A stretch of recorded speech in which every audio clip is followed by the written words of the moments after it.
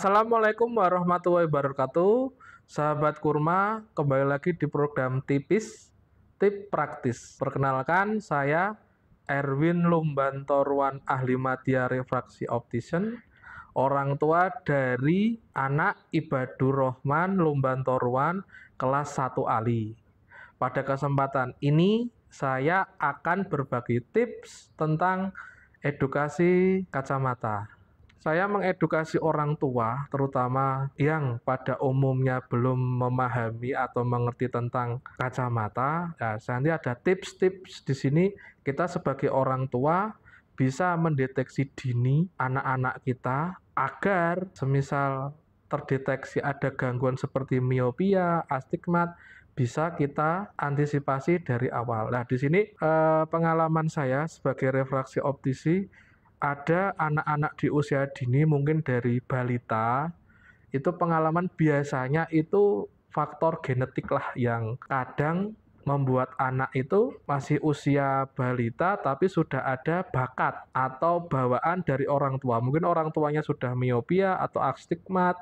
Nah, si anak itu terkadang dia tidak terdetek setelah ada keluhan, mungkin biasanya dari pihak sekolah, mungkin anak itu nilainya kurang atau mungkin di kelas cenderung dia tidak memperhatikan. Mungkin ada juga faktor dari kelainan refraksi dari genetik orang tua. Bisa juga karena aktivitas, mungkin di rumah saat belajar pencahayaannya kurang, terus dia juga kadang si anak itu di era digital terlalu banyak dipegangi handphone, laptop, dan lain sebagainya. Nah, terjadi gangguan refraksi. Maka dari itu sedini mungkin, idealnya usia 5-6 tahun, anak segera bawa ke fasilitas kesehatan, bisa dengan dokter spesialis mata atau refraksi optisi yang ada di optik atau di rumah sakit. Bisa nanti dari usia dini anak biar terdeteksi bahwasanya bila mana sudah ada keluhan atau mungkin sudah ada dioptri miopia atau astigmat, bisa kita bantu dengan alat bantu berupa kacamata. Di sini saya membagikan tips untuk pemilihan bingkai kacamata. Untuk bingkai kacamata itu terdiri dari 3 model. 3 model itu, yang pertama itu ada yang namanya bingkai kacamata rimless atau bor. Nah, di sini seperti ini. Jadi bingkai kacamata ini dia tidak terlindungi oleh bingkai atas maupun bawah. Kelebihan untuk bingkai kacamata ini, dia sangat ringan. Kenapa ringan? Karena tidak ada bingkai yang di atas maupun di bawah.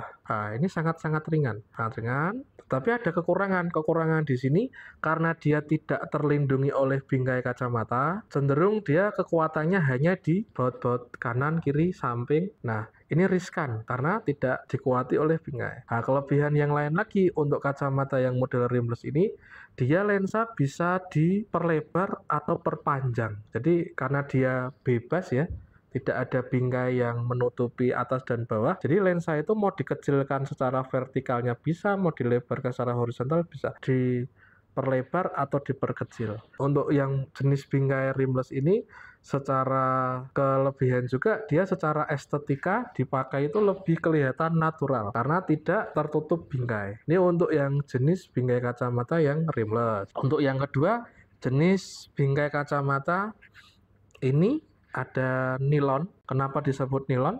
Karena dia dilindungi untuk yang bagian bawah itu menggunakan senar nilon. Jadi lensa itu diril namanya. Diril terus ini pakai nilon, atau disebut, orang bisa bilang ini kacamata gantung. Nah, kacamata gantung ini cara kelebihannya itu dia lebih kuat daripada yang rimless karena bagian atas ada bingkai. Bingkai. Nah, kelebihannya juga bila mau dilebarkan atau mau diperkecil bisa. Cuman kelemahannya untuk jenis kacamata yang model seperti ini, karena bawah hanya lensa ini diril, biasanya lensa itu mudah lepas. Apalagi kalau faktor usia pemakaian lensa, mungkin lensa dan frame-nya lama, dia nilon ini kendor, lensa bisa lepas. Ini untuk yang jenis bingkai kacamata yang kedua. Untuk yang ketiga, Ini ada bingkai kacamata yang sering dipakai kebanyakan orang, ini full frame, full bingkai. Jadi dia dari atas sampai bawah lensa ini terlindungi. Nah, kelebihan untuk kacamata yang model ini sangat kuat karena dia lensa itu terlindungi penuh atas dan bawah. Tapi kelemahan dia tidak bisa diperpanjang untuk lensanya atau dilebarkan, dikecilkan, tidak bisa karena dia sudah bingkai. Kelebihan yang lain dia biasanya bingkai kacamata yang seperti ini itu untuk lensa-lensa yang minusnya tinggi. Contohnya minus lensa di atas 5.